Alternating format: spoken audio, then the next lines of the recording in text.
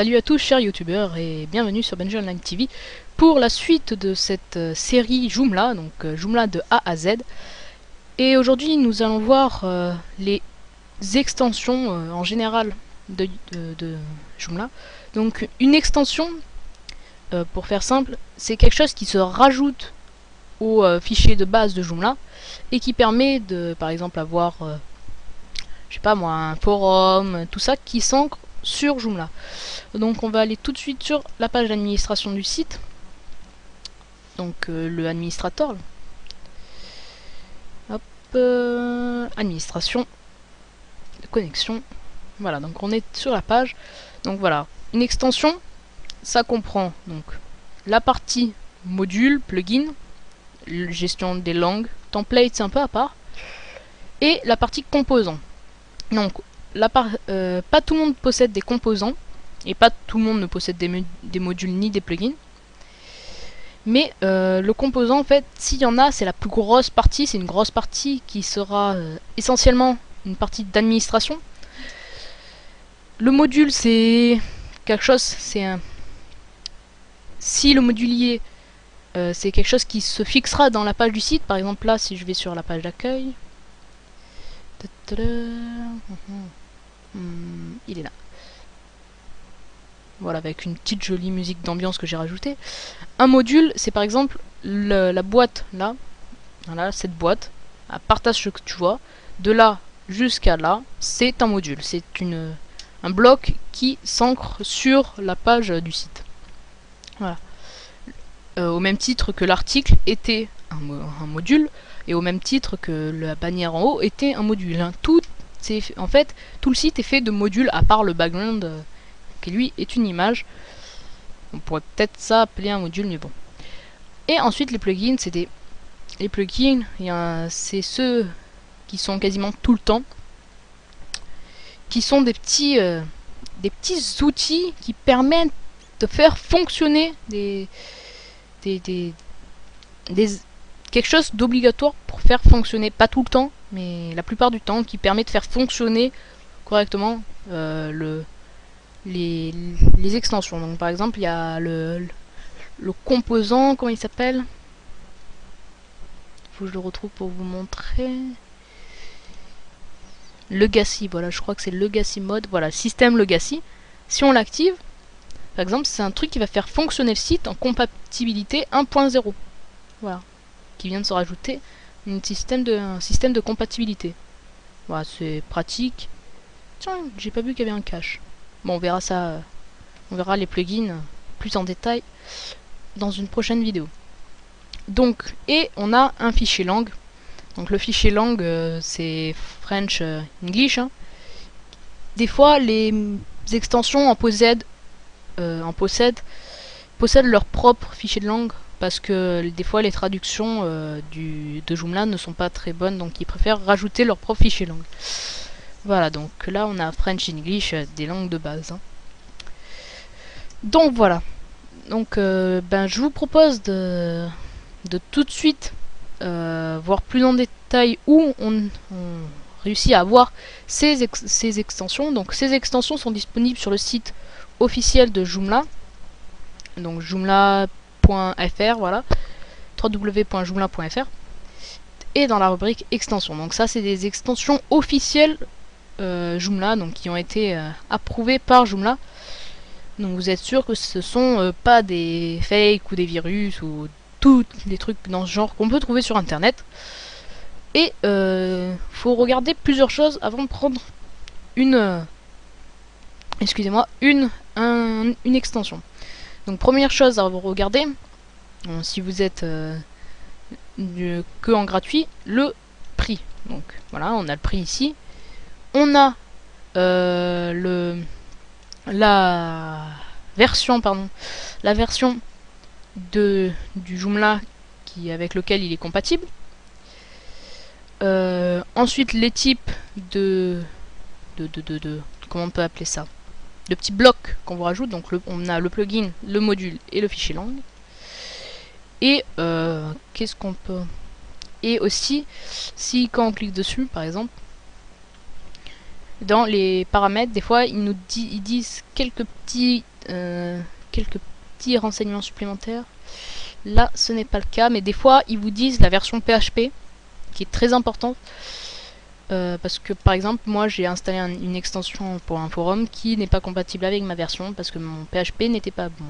Voilà, donc, ce qu'il faut regarder, c'est la version de Joomla, la version PHP, le prix et la version MySQL.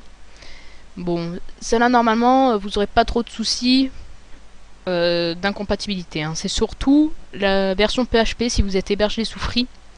Maintenant, il demande de plus en plus du 5.2, alors que Free est encore hébergé sous du 5.1. Donc, et après, la Joomla version, elle aussi fonctionne en fonction de la version PHP. Donc, si vous êtes sous Free, vous aurez absolument du 1.5, parce que le 1.6 et 1.7 ne fonctionnent pas. Voilà. Cela est dit, donc pour les installer, pour installer un composant, donc je vais faire un retour. On va dans installer, désinstaller. Voilà, donc là on a installation. Et tous ces petits liens, composants, module, plugin, langue, template, tout ça, ça les désinstalle. C'est des endroits où quand vous cliquez dessus, vous sélectionnez votre module et vous désinstallez. Voilà, donc nous, ce qui nous intéresse, c'est installation. Et vous avez 3 types d'installation. L'installation via une archive, donc vous faites parcourir et vous sélectionnez une archive que vous transférez et que lui, il dézippe à sa façon. Hein. Il dézippe dans les bons dossiers. Donc c'est une archive zip ou RAR, hein, que les autres types ne fonctionnent pas. Ensuite, installer depuis un dossier. Donc là, c'est vous dézippez le fichier et dans ce dossier, vous mettez le fichier d'installation. C'est généralement, alors je sais pas si j'en ai là. Est-ce que j'aurais des exemples à vous proposer ici? Non, ça c'est un mail tout.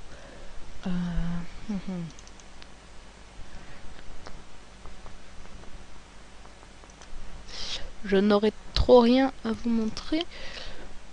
Ah, peut-être dans informatique, site, annexe, support de progression, Joomla, page d'accueil, production, Joomla 1.5, ah si, non, ça c'est un pactage, composant. Voilà, ben, normalement dans les dossiers, vous aurez toujours un point XML. Ce fichier .xml, c'est ce qui va permettre l'installation du composant, ou du module, ou de l'extension en général. Et ce .xml doit être à la racine de votre dossier quand vous le mettez sur votre serveur. Donc ce dossier, comme je viens de le dire, vous le mettez sur votre serveur, où vous voulez. Hein. Donc, et vous le recherchez, vous tapez son chemin, quoi. Donc là, ce que vous voyez, mnt /154/sdd, tout ça, ça c'est le chemin du serveur. Donc ça, vous n'y touchez pas, jusqu'à votre nom d'utilisateur, ManjidWeb83. À partir de là, vous pouvez modifier et rentrer votre chemin. Tout ce qui est avant, vous n'y touchez pas, c'est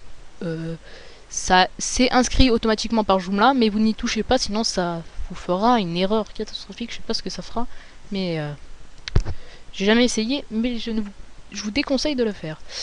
Et ensuite, troisième mode d'installation, installer depuis une adresse URL. Donc là, tout simplement, il suffit d'aller récupérer l'adresse, ou quand on clique dessus, ça nous lance la petite boîte d'installation de Firefox ou d'internet, et on rentre cette adresse là, et lui il va le télécharger, le dézipper et l'installer. Donc lui, là, en fait, le plus simple, moi je vous conseille, c'est archive à transférer, c'est le premier, parce que comme ça vous gardez l'archive dans vos dossiers, et vous n'avez pas besoin de le transférer sur le serveur, tout ça. Donc le plus simple, c'est l'archive à transférer.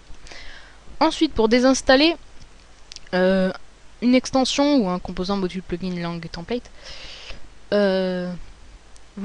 allez dans composant, tout simplement, et vous sélectionnez votre composant et vous faites désinstaller. Donc je vais pas le faire parce que moi j'en ai besoin, mais voilà, vous pouvez les désinstaller. Et ensuite, donc je vous parlais d'un un type d'extension un peu particulier, les templates. On peut pas appeler ça vraiment extension parce qu'ils ne sont pas, ils ne font pas partie des extensions, comme par exemple le forum. Le forum ne va pas installer un template. Les templates sont le fond de votre site. Donc par exemple, moi j'ai téléchargé sur un site qui s'appelle donc SiteGround, un très bon site hein, de background Joomla. Donc hop, voilà, donc vous avez des, alors faut que je retourne sur la page, voilà, template. Voilà, il vous propose une série de templates. Non, je ne suis pas encore sur la bonne page. Peut-être là, on va y arriver. Voilà, il vous propose une série de templates pour votre site en 1.5, 1.7, 1.6 et 1.0.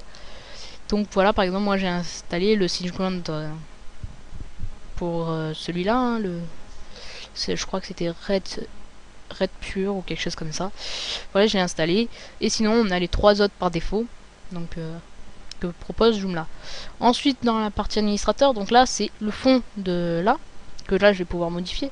J'en ai téléchargé un autre, un peu à la façon Mac Linux, quoi. Hein, que si je le mets, voilà, on a une fenêtre. C'est beaucoup plus facile pour gérer les paramètres quand on veut modifier un truc sur le site.